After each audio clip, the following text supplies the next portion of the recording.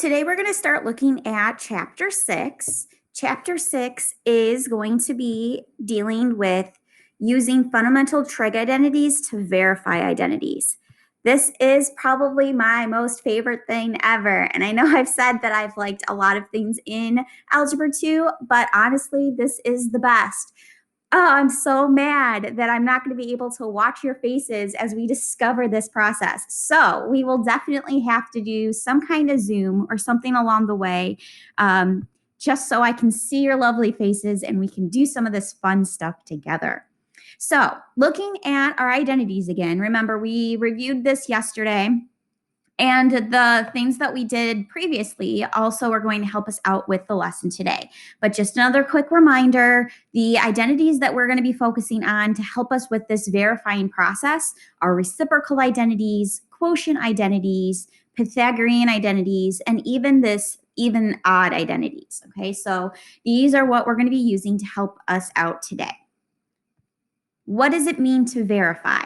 Essentially, to verify means that we are going to be looking at relationships of the trig functions. So to verify, we're going to show that one side of the identity can be simplified so it looks identical to the other.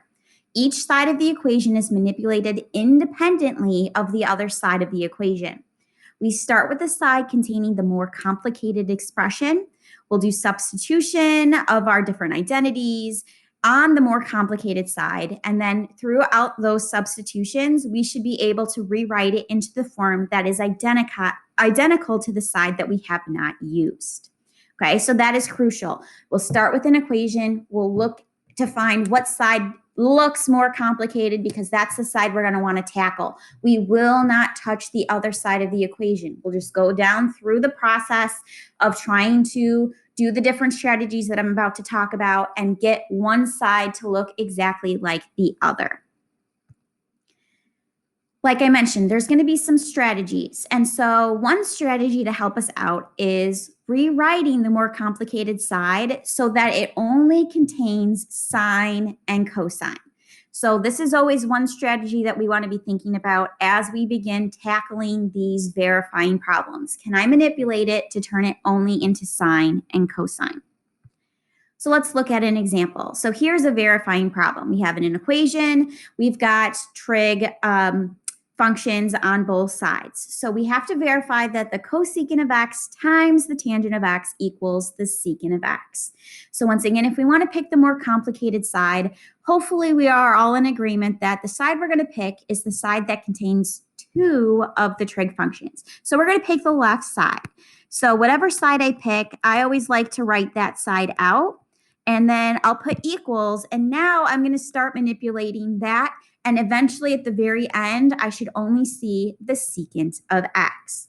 So because our strategy is let's turn things into sine and cosine, we're going to go back to the drawing board, think about, okay, how does cosecant relate to sine and cosine? How does tangent relate to sine and cosine? Well, cosecant is a reciprocal of sine. Tangent, if we think about that quotient identity, deals with both sine and cosine. So right here, cosecant is the same thing as 1 over sine, and tangent is the same thing as sine over cosine. So what I'm going to do is I'm going to be replacing cosecant with 1 over sine of x. And now I'm going to replace tangent with the sine of x over the cosine of x. All right. So now that I have these two fractions being multiplied together, I'm going to go ahead and I'm going to actually multiply fractions. You multiply fractions straight across. Well, 1 times the sine of x will be the sine of x. And then on the bottom, we'll have the sine of x times the cosine of x. Because there are no addition or subtraction signs in either the top or the bottom of the fraction, we can continue to simplify. Because there is a sign in both the top and the bottom, I'm going to reduce down those signs. That still leaves you with a fraction. We'll have a 1 on the top, and we'll have a cosine of x on the bottom. We are still not finished because remember, my end goal is to turn this into the secant of x. However, hopefully we remember, hey, secant and cosine have a relationship. Secant of x is the same thing as 1 over cosine. So because I have 1 over cosine, that really means that I have the secant of x. And so notice I was able to manipulate the left side, and it took me 1, 2, 3 steps before I was able to finally say, yes, I have the secant of x. And that's a verifying problem. Let's take a look at another example. Say I wanted us to verify that the cotangent of negative x times the sine of x equals negative cosine of x. So once again, our goal is to pick the more complicated side. And once again, hopefully we notice that there's more terms on the left than there are on the right.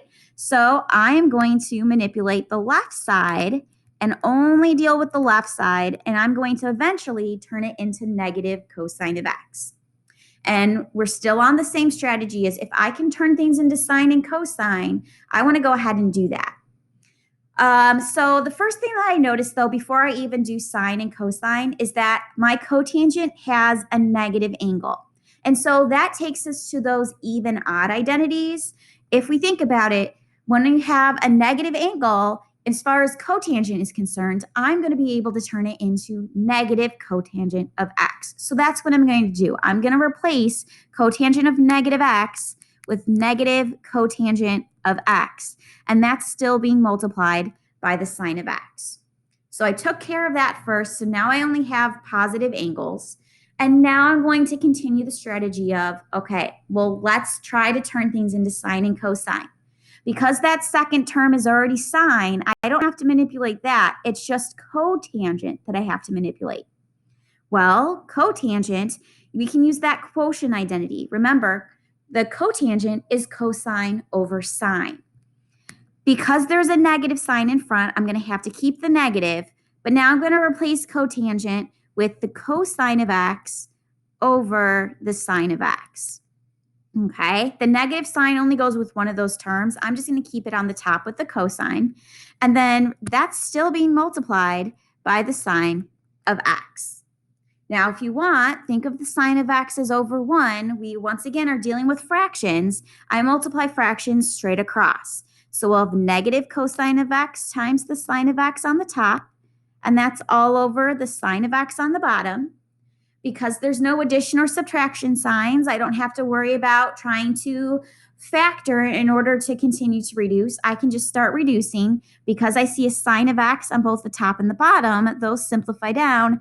And notice that, hey, we are left with a negative cosine of x, and that's exactly what I wanted. So I'm done. Okay, so that's our first strategy, turn things into sine and cosine.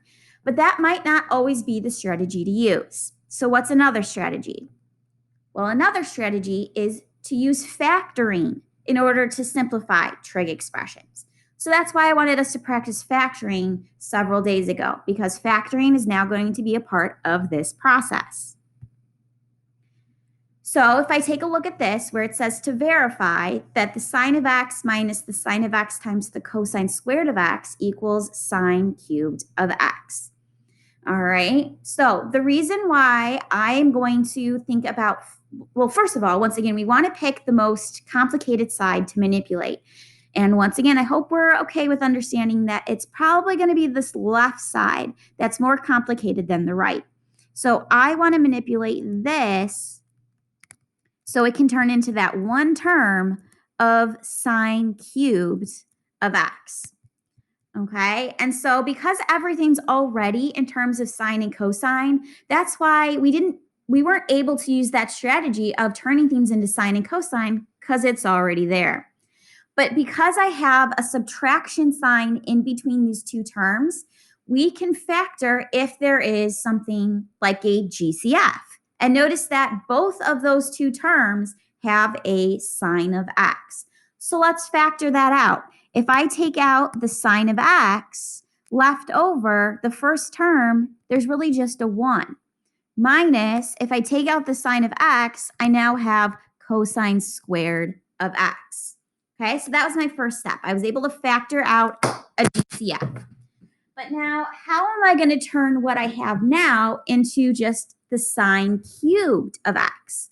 Well, I'm probably not going to want to change the sign of x because that deals with what my final answer needs to be.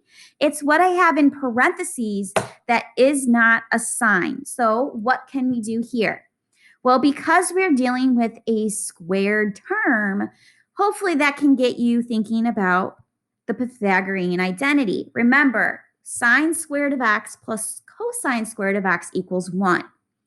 Well, manipulate that equation around. Notice that if I really subtracted the cosine squared of x from both sides, 1 minus the sine squared, 1 minus the cosine squared of x is sine squared of x. So I'm going to keep the sine of x, but in parentheses now, 1 minus cosine squared of x is really sine squared of x. So using that Pythagorean identity, I was able to replace.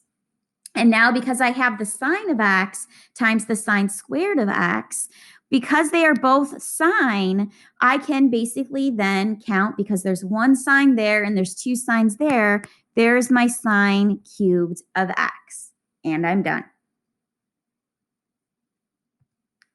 Our third and final strategy that we'll be looking at today is using substitution to replace trig expressions with equivalent trig identities.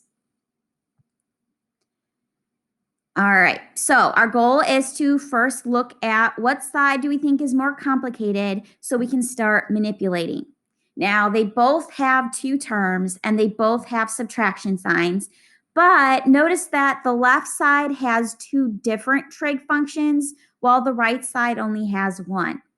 So chances are maybe starting with the left side where there's two different trig functions will help us out. So let's start with the left side and let's manipulate it to turn it into the right side. So now if I want to turn this into the right side and the right side does not contain a sine squared, only contains cosine squared, my thought process should be I got to get rid of the sine squared of x. Well, how do I do that? Well, just like the last problem, let's go back to the Pythagorean identity. Sine squared of x plus cosine squared of x equals 1. So if I want to try to replace the sine squared of x, once again, let's get that by itself. I do that by subtracting the cosine squared. So once again, sine squared of x is equivalent to 1 minus cosine squared of x. So I'm going to keep the cosine squared of x minus, but now let's replace sine squared with 1 minus cosine squared of x. Okay, so if my goal now is to, once again, continue getting it to look like 2 cosine squared of x minus 1, I'm going to distribute that negative. So I'll still have the cosine squared of x, but now I'll have minus 1, and a negative times a negative turns that into a positive cosine squared of x. Notice that, hey, we've got some like terms. I've got a cosine squared and a cosine squared. Well, adding those, that gives me 2 cosine squared of x, and I'll still have minus 1, and then there is my answer. We were able to turn the left side into the right side by replacing part of a trig identity inside of another one. So those are the 3 strategies that we are going to be looking at today to help us verify identities. We will be turning things into sine and cosine. We will try to factor, or we can just try to manipulate maybe a trig identity to replace it into another part of our equation. So what I would like you to try for your homework is on page 596, 1 through 9, but you get to skip number 4.